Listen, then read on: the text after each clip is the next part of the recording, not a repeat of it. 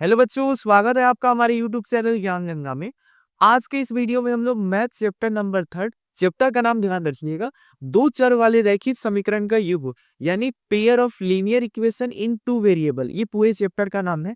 इस पूरे चैप्टर में हम लोग क्या करेंगे, इस पूरे के पूरे चैप्टर में हम लोग जो भी कॉन्सेप्ट दिए गए हैं एक ही वीडियो में कवर करने का प्रयास करेंगे। यानी आपका एक ही सिंगल वीडियो के साथ साथ पूरा चैप्टर का जो भी इंपॉर्टेंट टॉपिक्स और जितने भी फॉर्मूले और जितने भी चीज है उनको एक ही वीडियो में सिंगल वीडियो में हम लोग कवर कर लेंगे। ठीक है, तो ये था हमारा इंट्रो। अब हम मेन बात पे बात कर लेते हैं, यानी वीडियो को स्टार्ट कर लेते हैं। तो वीडियो को स्टार्ट करेंगे तो पहले यहाँ पर हम समझ लेते हैं कि ये चर पद का मतलब क्या है। आप सभी को पता है कि दो चीज होता है, एक चर पद एक अचर पद। नाम से ही फिक्स है। चर का मतलब जो भी ABCD XYZ यहाँ पर जिनका मान कुछ फिक्स नहीं होता। अगर मैं यहाँ पे x लिख रहा हूँ तो x का मान बदलता रहेगा। मतलब क्या है, जैसे अगर मैं x के लिए निर्देश दे दूं कि ये सम संख्या है, ठीक है, जैसे मैंने x के लिए निर्देश दे दिया कि x क्या, सम संख्या। तो यानी x के जगह पे 2 हो सकता है, 4 हो सकता है, 6 हो सकता है, 8 हो सकता है, इसमें से कोई मान हो सकता है। लेकिन अगर मैं x के लिए एक और निर्देश दे दूं कि x सम नहीं, x विषम संख्या है, यानी ऑड नंबर है, तो यहां पर क्या हो जाएगा, x का मान क्या होगा, 1 हो सकता है, 3 हो सकता है, 5 हो सकता है, 7 हो सकता है। ये यानी जैसे ही मैंने इसको निर्देश दिया कि तुम सब हो सकते हो तो x का मान क्या हुआ है, इसमें से आ रहा है। लेकिन जैसे ही मैंने निर्देश दे दिया कि x तुम विषम हो सकते हैं तो इसमें से आ जा रहा है। यानी x का कोई मान फिक्स नहीं, ये बदल रहा है। जब मैं इसको निर्देश बदल रहा हूं, यहाँ पे मेरे द्वारा दिया गया निर्देश बदल रहा है तो इसका मान ही बदल रहा है। इसीलिए इसको हम क्या कहते हैं, वेरिएबल। यानी ये वेरी करता है, जब भी हम इसको जो भी निर्देश देंगे उसके अनुसार ये वेरी करता है, ये चीज अपने आप को बदलता रहता है। इसीलिए इसको हम क्या कहते हैं, चर पद। लेकिन अचर क्या होता है, ये एक्स, जितनी भी XYZ ABCD होते हैं ये सब क्या होते हैं, मैथ के भाषा में इसको हम लोग चर पद कहते हैं।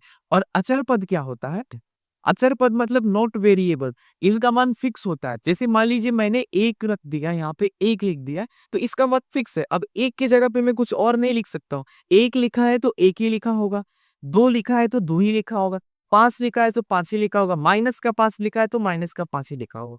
तो चर और अचर आपको क्लियर हो गया होगा, पहले से भी क्लियर था। अगर नहीं क्लियर था तो आपको और ज्यादा क्लियर हो गया होगा। तो चलिए मेन टॉपिक को स्टार्ट करते हैं। मेन टॉपिक है हमारा क्या, इसको थोड़ा सा इरेज कर लेते हैं हम लोग। मेन टॉपिक है हमारा दो चर वाले रैखिक समीकरण युग्म। ध्यान रखिए, युग्म का मतलब होता है जोड़ा। अब चर और रैखिक समीकरण, रैखिक समीकरण का मतलब क्या होता है, कोई भी वेरिएबल लेने उसमें अगर हम पावर सबसे ज्यादा एक रख दे तो उसको रैखिक बोलेंगे, दो रखेंगे तो द्विघात बोलेंगे, तीन रखेंगे तो त्रिघात, ऐसे वेरी करता रहता है। तो रैखिक में अधिकतम पावर हमको चर पे कितना रखना, एक रखना। जैसे मैं यहाँ पे रख रहा हूँ 5x+3 बराबर 0। देखिए ये एक समीकरण है, ये एक रैखिक समीकरण है। लेकिन अगर हम चर की बात कर ले तो यहाँ पे चर कितने हैं, केवल x एक है, तो इसको भी हम रैखिक समीकरण बोलेंगे, परंतु क्या बोलेंगे, एक चर वाला रैखिक रैखिक समीकरण। अब एक चर वाला रैखिक समीकरण क्यों है, ध्यान से देखिए, यहाँ पर x कितना, एक, यानी जो वेरिएबल है वो कितना है, केवल एक। अगर मैं इसी को थोड़ा सा बदल के ऐसे लिख दूं 5x+3y प्लस का 2 बराबर 0।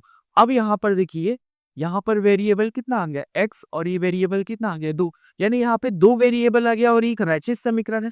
तो ये है दो चर वाला रैखिक समीकरण। इसी को क्या कहते हैं, दो चर वाला दो चर वाला रैखिक समीकरण। तो समझ में आया, दो चर वाला रैखिक समीकरण का मतलब क्या होता है, इसमें दो अलग अलग मान दिए होंगे और दोनों के दोनों क्या होंगे, चर होंगे, और दोनों की बुनियाद की वेरिएबल होंगी। देखिए यहाँ पे इसको एक चर वाला रैखिक समीकरण क्यों कह रहा है, क्योंकि इसमें एक चर है और उसमें दो चर है। अब यही प्रश्न हमसे एग्जाम में क्या पूछेगा कि बताइए कि इसमें से कौन रैखिक समीकरण है। तो रैखिक समीकरण दोनों है, लेकिन ये एक चर वाला है और ये कौन है, दो चर वाला। तो इसको कंफर्म और ये क्लियर रखिएगा, ठीक है। अब हम यहाँ पे देखेंगे तो यहाँ पर हमको युग्म चाहिए, यानी इसका दो चाहिए। यानी इसका दो चर वाले रैखिक समीकरण युग्म का स्टैंडर्ड फॉर्म क्या होता है, इसका अगर स्टैंडर्ड फॉर्म देखेंगे तो स्टैंडर्ड फॉर्म क्या होता है, इसको हम लिख सकते हैं A1x प्लस B1y प्लस सी बराबर 0। और ये तो पहला आ गया, युग्म हमको लेना है तो हम ले लेते हैं एक और रैखिक समीकरण a2x plus b2y plus C2, यहाँ पे C1 है, यहाँ पे C2 बराबर 0। तो ये दो है ना एक्सटेंडेड फॉर्म है, इसका एक्सटेंडेड फॉर्म है, ए की जगह पे बदलेगा, बी की जगह पे बदलेगा, सी की जगह पे बदलेगा, और ये भी एक्सटेंडेड फॉर्म है। ठीक है, तो इसको हम समीकरण 1 नाम दे देते हैं और इसको समीकरण 2 नाम दे देते हैं। और दोनों के दोनों क्या, रैखिक समीकरण। कैसे समीकरण, दो चर वाले। तो अगर दोनों के दोनों दो चर वाले रैखिक समीकरण है और दोनों युग्म है, तो इन्हीं को मिलाकर के क्या बनता है, दो चर वाला रैखिक समीकरण युग्म। तो ये रहा दो चर वाला रैखिक समीकरण युग्म। तो समझ में आया दो चर वाला रैखिक समीकरण युग्म का मतलब क्या होता है। तो हमने मतलब क्लियर किया। अब आया थे मेन टॉपिक पे, थोड़ा सा एक और एग्जांपल लेकर करके हम इसको अच्छे से समझ लेते हैं। जैसे मान लीजिए मैं दो चर वाला रैखिक समीकरण ले लेता हूँ। जैसे मान लीजिए मैं लिख रहा हूँ 5x प्लस 3y प्लस 4 बराबर 0। एक तो ये हो गया रैखिक समीकरण युग्म, और एक ले लिया मैं 2x प्लस 5y प्लस 6 बराबर 0। ये हो गया दूसरा रैखिक समीकरण।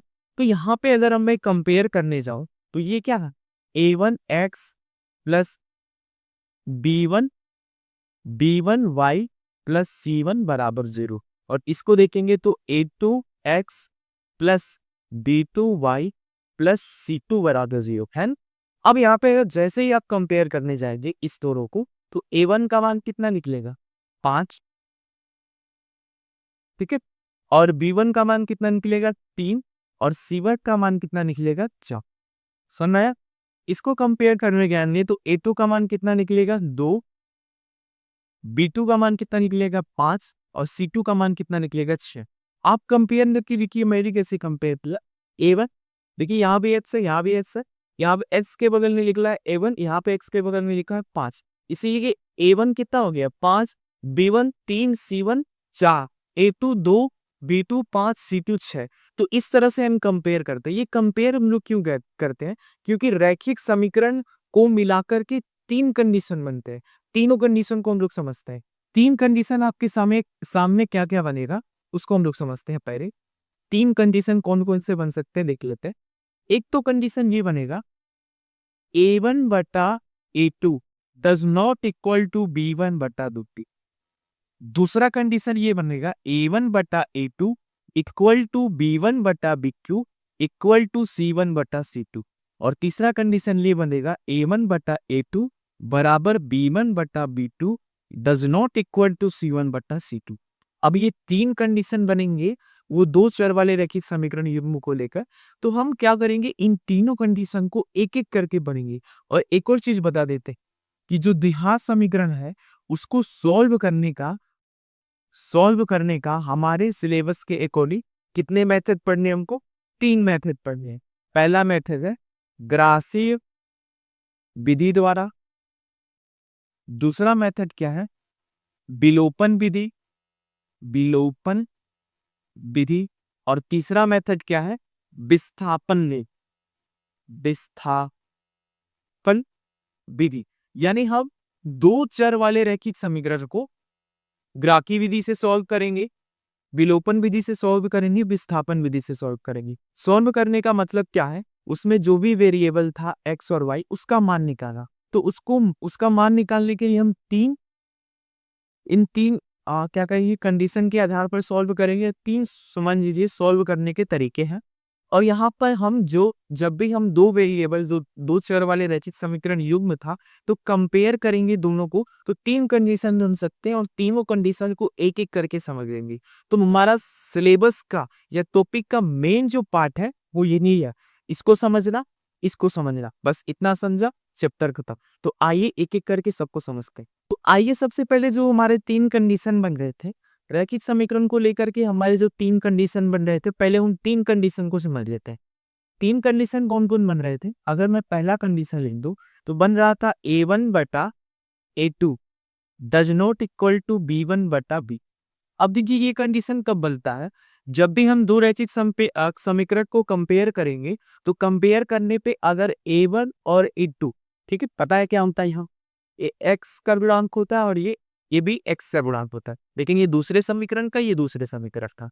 अब हम दोनों a1 और a2 को भाग कर दे और यहाँ पर B1 और B2 को भाग कर दे, और भाग करने के बाद जब भी हमारे दो जो मान आए उसको कंपेयर करें, उन दोनों का मान जो है बराबर ना आए, तो इस कंडीशन में ये बनता है A1/A2 does not equal to B1/B2। तो इसका मतलब क्या है? इसका मतलब ये है कि ये एक रैखिक समीकरण है। रैखिक समीकरण का मतलब होता है किसी रेखा का समीकरण। तो नोट कर लीजिएगा, रैखिक समीकरण का मतलब क्या होता है? किसी रेखा का समीकरण। तो ये भी किसी रेखा का समीकरण है। कोई मान लीजिए एक सीधी रेखा होगा, उसका समीकरण, कैसी भी रेखा है उसका समीकरण, ये भी किसी ना किसी रेखा का समीकरण होगा। तो जब भी हम ये कंपेयर करते हैं A1/A2 does not equal to B1/B2, तो दोनों रेखा क्या होती है? एक दूसरे को जब भी क्रॉस करेगी, ध्यान से सुनिएगा, जब भी दो रेखाएं एक दूसरे को क्रॉस करेंगी तो ये कंडीशन बढ़ेगा। और क्रॉस करने का मतलब ये कहाँ पे मिलेगी? एक बिंदु पर। अब देखिए, इस इसमें अगर हम देखेंगे तो जहां पर भी मिलते हैं ना, वहां पर क्या होता है? निर्देशांक होता है। और निर्देशांक क्या होता है? X comma y. X comma y का मतलब एक एक्स का मान होता है और एक वाई का मान होता है। आपने नाइन्थ में पढ़ा होगा भुज और कोटि। तो भुज और कोटि में एक एक्स का मान होता है और एक वाई का मान आता है। ठीक है, यहाँ कर ये कंपेयर कर लेंगे। अब जैसे ही हम कंपेयर करेंगे यहाँ पे, तो यहाँ पे एक चीज देखिए, तो इसमें आपको दिख रहा होगा एक्स और वाई। तो यहाँ से जहां भी काटेगा वहां से आपको एक्स और वाई का मान निकल जाएगा। तो एक्स का मान और वाई का मान जैसे ही निकल जाएगा, तो इसका मतलब क्या हुआ कि यहाँ पर काटने कितनी जगह पे काट रहा है? केवल एक बिंदु पे। तो जैसे ही दो रेखाएं एक दूसरे को क्रॉस करें तो एक बिंदु पे मिलती है, इसीलिए यहाँ पर इस दोनों समीकरण का क्या होगा? केवल केवल एक हल होगा। एक हल होगा। तो समझ में आया? तो यहां से एक बार मैं और बता देता हूं। रैखिक समीकरण युग्म में जो पहला कंडीशन बनता है A1/A2 does not equal to B1/B2, इसका मतलब क्या होता है कि दो अलग अलग रैखिक समीकरण की रेखाएं एक दूसरे को एक बिंदु पे टच करती हैं। जहां टच करती हैं वहां का निर्देशांक एक्स कामा वाई होता है। एक एक्स का मान होता है, एक वाई का मान होता है। यानी इन दोनों समीकरण को सॉल्व करने पर एक्स के केवल एक मान निकलेंगे, वाई के केवल एक मान निकलेंगे। इसीलिए बोला जाता है कि इस समीकरण का अगर जब भी कोई समीकरण का कंडीशन ऐसे बन रहा है, उस समीकरण का केवल एक ही हल होगा। ठीक है, अब दूसरा कंडीशन ले लेते हैं हम लोग। दूसरा कंडीशन क्या है? A1/A2 equal to B1/B2 equal to C1/C2। एक मिनट रुकिए। आगे क्या कहते हैं, जैसे कि ये कंडीशन में जैसे A1/A2 equal to B1/B2 equal to C1/C2। इस कंडीशन का मतलब क्या है? अब फिर देखिए, ये कंडीशन बना कैसे? दो रेखाओं यानी दो रैखिक समीकरण से। तो दोनों रैखिक समीकरण को लेते हैं ये।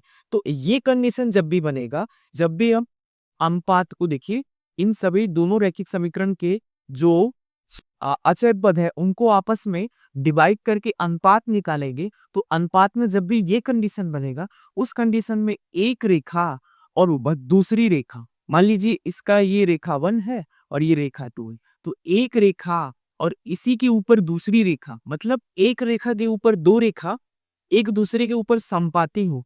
ठीक है, तो ऐसे समीकरण के लिए ये कंडीशन बनता है। अब ध्यान से देखिए, जब भी एक रेखा दूसरे रेखा पर संपाती होगा, तो जहां जहां टच करेगा वहां वहां क्या होंगे?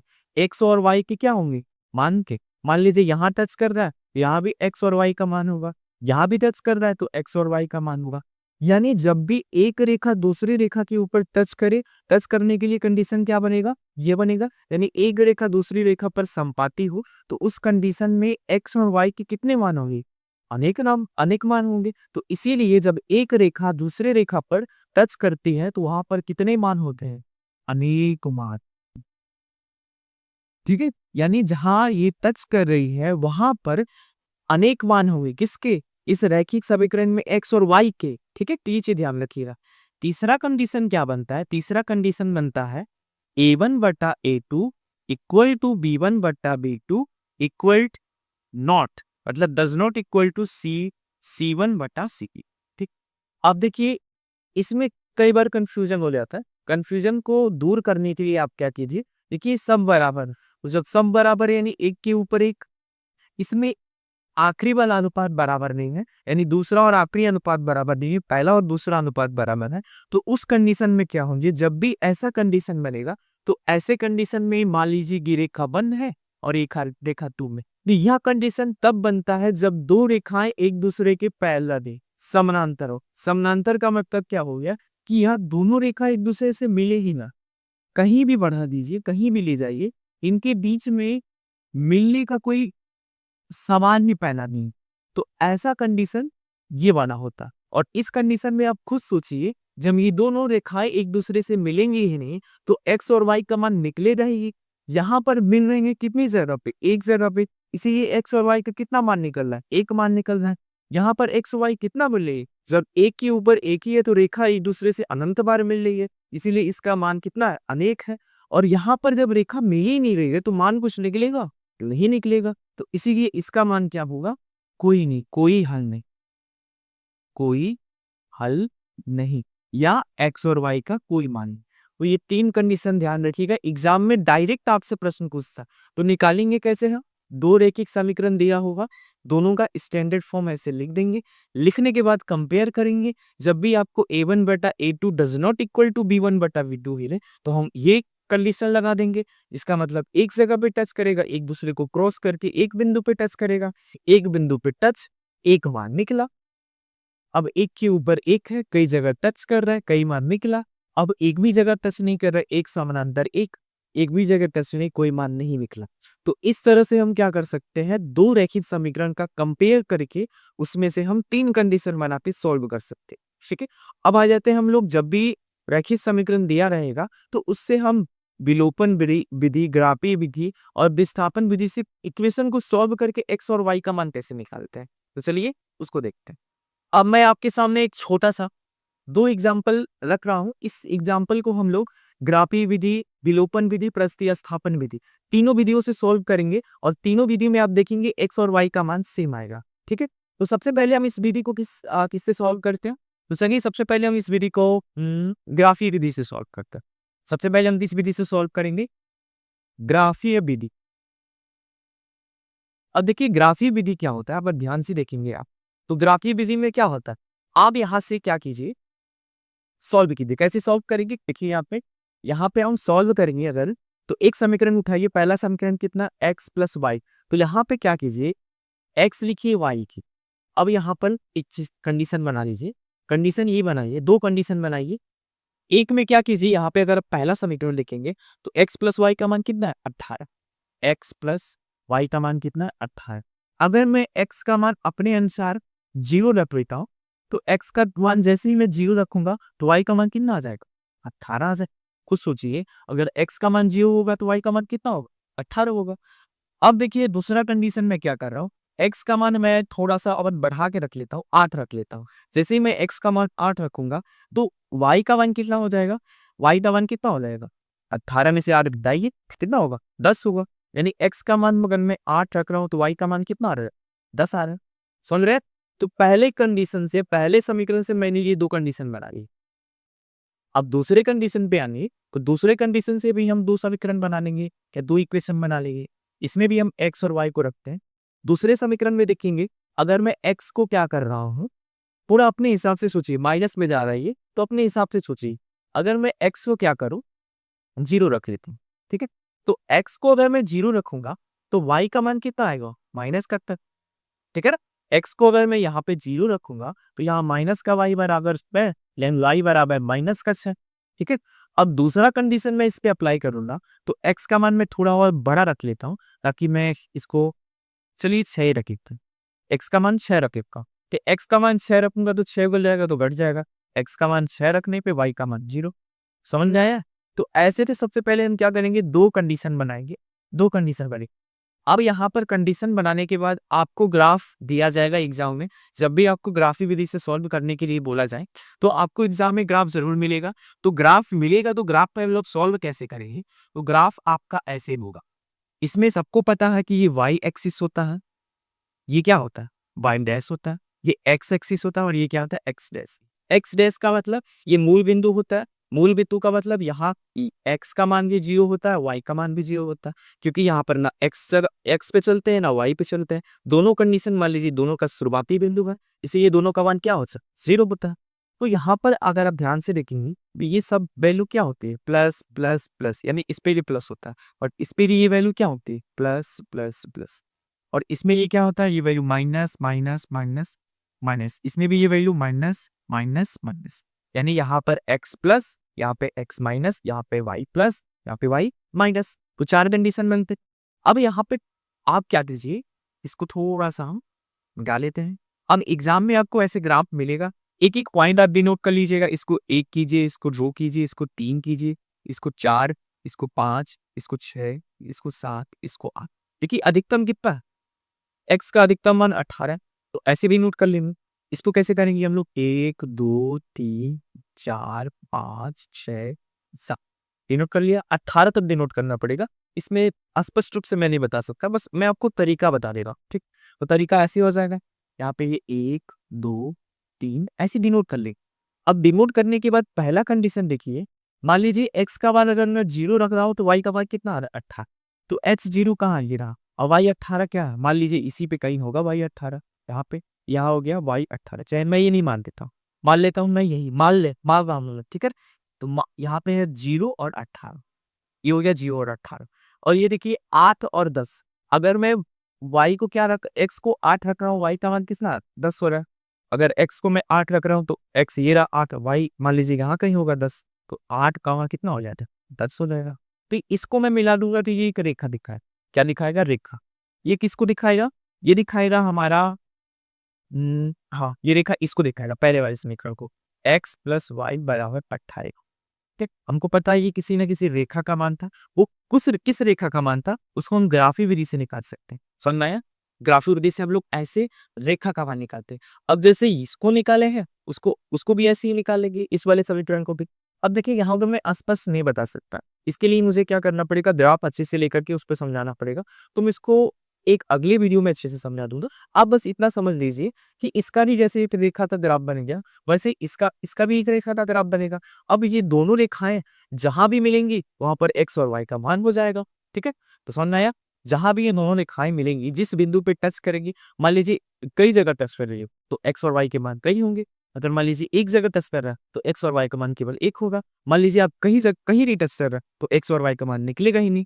लेकिन अगर हम देखेंगे यहाँ कंपेयर करके, तो यहाँ अगर मैं कंपेयर करूँ, यहाँ कितना एक है, यहाँ कितना एक है और माइनस से, अगर मैं दोनों को कंपेयर करूँ तो a1 बटा a2 डज नो, a1 बटा a2 बराबर p1 बटा b2। अगर मैं इन दोनों को कंपेयर करूँ, ठीक है, तो यहाँ पे a1 कितना है, बराबर नहीं है, पहले मैं कंपेयर कर देता हूँ। तो ये 1/1 हो गया और 1 बटा -1 है। आप खुद बताइए 1/1 मतलब 1 होता है और 1 बटा -1 मतलब -1 होता है। ये दोनों कभी बराबर होंगे, बराबर नहीं होंगे। यानी कंफर्म है कि यह दोनों रेखाएं, मान लीजिए इसका रेखा और इसका रेखा, दोनों रेखाएं कहाँ टच करेगी, केवल एक बिंदु पे। जब भी ऐसा कंडीशन बनता है a1/a2 does not equal to b1/b2, तो उस कंडीशन में कहाँ टच करती है, एक ही जगह पे। तो x और y के केवल एक फिक्स मान होंगे। वो फिक्स मान कैसे निकलेगा, इस ग्राफ से जहां भी ग्राफ टच करेगा, जैसे आपको मैं नेक्स्ट वीडियो में बता दूंगा, इसमें थोड़ा सा बताना थोड़ा संभव नहीं है, इसीलिए मैं इसको रहने देता हूँ। मैं बाकी दो विधि बता देता हूँ, विस्थापन विधि और विलोपन, ठीक है। तो इसको मैं सॉल्व इरेज करता हूँ, पहले इरेज करके मैं इसको लिस्ट कर देता हूँ पहले। अब देखिए ग्राफी विधि से तो सॉल्व करने का तरीका थोड़ा बहुत अगर आपको आ रहा होगा या आ गया होगा तो आपको समझ लीजिए, नहीं तो आप कमेंट में बताइएगा, मैं वीडियो जरूर डालूंगा ग्राफी विधि का, एकदम अच्छे से 10-15 मिनट का, अच्छे से ग्राफी विधि से 10-15 मिनट का, और उसमें 5-6 एग्जाम्पल ले करके मैं बनाऊंगा, अगर आप कमेंट में करेंगे तो, ठीक है। तो यहाँ पे ग्राफी विधि को हम लोग होल्ड रखते हैं, या समझ में आ गया तो अच्छी बात है। दूसरा विधि क्या है, दूसरा मान लीजिए आपको करना है विस्थापन विधि। विस्थापन विधि, विस्थापन विधि का मतलब क्या होता है, किसी एक पद को विस्थापित करके। मान लीजिए एक समीकरण पहला क्या है, पहला समीकरण x प्लस वाई बराबर 18 है, दिख रहा है आपको x प्लस वाई बराबर 18। तो यहाँ पे क्या कीजिए, y को उधर विस्थापित कर दीजिए, तो x बराबर होता है 18 माइनस वाई। देखिए एग्जाम में कई बार आपको निर्देश भी दे दिया जाएगा कि आप x को नहीं y को विस्थापित कीजिए, आप y को नहीं x को विस्थापित कीजिए। तो जो भी निर्देश देगा हम उसके अकॉर्डिंग विस्थापित कर लेंगे। अगर x को लेगा तो x को उधर ले जाएंगे, y बोलेगा तो y को उधर ले जाएंगे। हम यहाँ पे कुछ नहीं बोला है तो हम क्या करेंगे, y को उधर ले जाएंगे। तो यहाँ पर ये जो समीकरण बना है इसको मान लीजिए समीकरण नंबर 3, और ये समीकरण नंबर 3, और ये समीकरण नंबर 2 क्या था, x माइनस वाई बराबर 6। तो इसी समीकरण में हम क्या कर देंगे, इस वाले समीकरण में लिखेंगे समीकरण सेकंड में समीकरण 3 का मान रखने पर अब जैसे ही हम समीकरण सेकंड को लिखेंगे x माइनस वाई बराबर 6, तो यहाँ पे देखिए समीकरण थर्ड में x का मान कितना है 18 माइनस वाई, तो यहाँ पर जो x है इसी की जगह पे मैं 18 माइनस वाई लग देता हूँ, और ये पहले से y था माइनस का 6 माइनस वाई माइनस का 2y। अब ये देखिए 6 है, 18 इधर आएगा माइनस का 18। अब 6 में से 18 घटाइए आप, तो 6 में से 18 घटाएंगे तो कितना होगा माइनस का 12, इधर 2y हो गया, इधर माइनस का 12। अब माइनस का 12 माइनस से माइनस काट दीजिए, 2 से 6 बार में काट दीजिए, तो y का मान कितना आ गया, y का मान आ गया आपका 6। अब जैसे ही y का मान 6 निकलेगा, तो इस 6 का मान आप समीकरण नंबर थर्ड में रखिए, फर्स्ट में रखिए, सेकेंड में रखिए, किसी में रखिए, आपका मान निकल जाएगा। ठीक है, तो इस 6 का मान मैं समीकरण थर्ड में रख लेता हूँ, क्योंकि मैं इसको जब बनाया हूँ इसका उपयोग कर लेता हूँ मैं। तो y का मान क्या करूंगा मैं, समीकरण तीसरे में रख लेता हूँ, तीसरे में रखने पर तो यहाँ पर तीसरा समीकरण है x बराबर 18 माइनस का y, तो 18। अब y का मान कितना निकला, 6, कटाएंगे तो x का मान कितना आएगा 12। तो जब जैसे ही मैंने इस समीकरण को सॉल्व किया, तो x का एक फिक्स मान निकला 12, y का एक फिक्स मान निकला 6। तो दो रैखिक समीकरण, दो चर वाले रैखिक समीकरण को सॉल्व करके मैंने दो मान निकाल लिया, x का और y का। और किस विधि का यूज किया, विस्थापन विधि, एक पद को दूसरे से विस्थापित करके। तो विस्थापन विधि से तो हम ऐसे सॉल्व करेंगे, निर्देश देगा x को भेजने के लिए x भेज देंगे, y को भेजने के लिए y भेज देंगे। अब विस्थापन विधि के अलावा एक और विधि होती है जिसको हम लोग क्या कहते हैं, विलोपन विधि। क्या कहते हैं, विलोपन। इसको देख लेते हैं हम लोग, थर्ड प्लस कंडीशन, विलोपन विधि। अब विलोपन विधि बहुत आसान होता है, आप एग्जाम में इसी विधि का सॉल्व कीजिएगा, इसी विधि को अप्लाई करिए।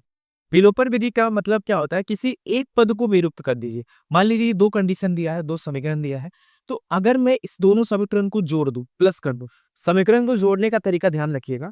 इक्वल लिखा होगा तो इक्वल साइड के जो इधर है उसको एक साथ जोड़ेंगे, इक्वल साइड के जो इधर है उसको एक साथ जोड़ेंगे। तो जोड़ने का तरीका क्या है, इन दोनों समीकरण को जोड़ेंगे तो ऊपर था x प्लस वाई, इसमें प्लस करना है x माइनस वर्ग को, इसको इसको प्लस कर दिया, इधर प्लस करेंगे 18 माइनस 6। ठीक है, तो y से y कट गया, x और x 2x, 18 में से 6 घटाएंगे कितना हो जाएगा, 18 में से 6 घटाने बताइए कितना हो, 12।